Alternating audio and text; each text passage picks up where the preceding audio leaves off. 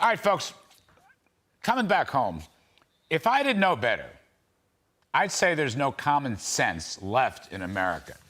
There's craziness, not normalcy. There's insanity replacing reasonableness. I want to go back to New York City last Friday night on the eve of Veterans Day weekend that honors all those who served in the U.S. military to defend the cause of American freedom. Now, to remind you, take a look at these absolutely, utterly awful pictures of what happened in this once great city last Friday night. First, a huge protest of Palestinian supporters ripped down the American flag in New York City and replaced it with Palestinian flags. Okay, you can see it very clearly. This is awful. This is an insult to our country and to the veterans who served it, and frankly, an insult to every American. Most unfortunately, you will see NYPD cops standing around doing nothing. Now, in the end, give them credit, they hauled off the guy who did it. But what about all the other protesters? Now, please don't get me wrong. I am a huge supporter of the cops, but I don't understand why they're mostly just standing around doing nothing here in this picture. There were no proper parade permits. The protesters could have all been arrested and should have been arrested. But then again, tearing down the American flag on the eve of Veterans Day, this is part of the insanity that seems to have taken over at least some of our cities, some of our fancy elite colleges. And last Friday night, it hit the streets of New York. Why did Mayor Eric Adams allow this to happen? He didn't do anything. He's a cop, or at least a former cop. There's the banner. Take a look at this. Palestinian supporters rip down the flag in New York City. Then there's the Grand Central Station insanity.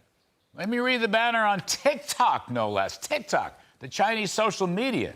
The banner reads, Hamas supporters in New York City have surrounded Grand Central Station and are attempting to breach the outer doors to reach police officers sheltering inside?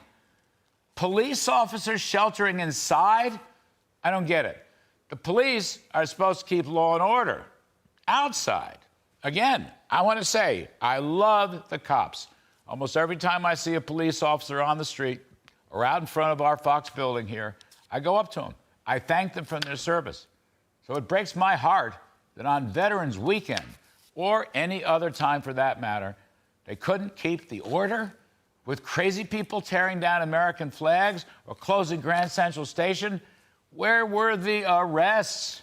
Well, I will say this, in defense of the police, they probably know that from the mayor on down, they're not going to get any support for making these arrests. In fact, let me suggest that the blue line knows from President Biden all the way on the way down, they're not going to get any support. All right, folks, remember, Hamas murdered 1,400 people on October 7th in cold blood. That included over 30 Americans. We hope 9 Americans are still being held hostage in Gaza by these cutthroat terrorists. They attacked our country. They are attacking American Jews.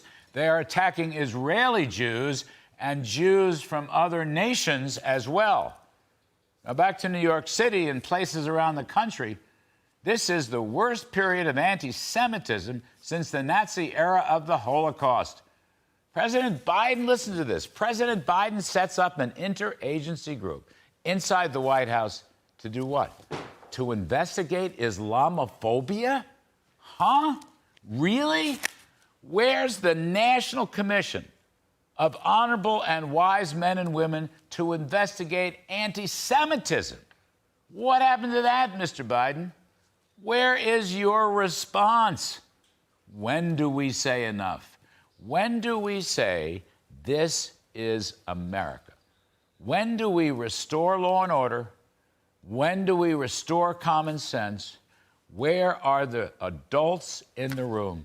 Where are the civic leaders? Where are the college presidents? Where are the ministers of all faith? Where are the elected officials?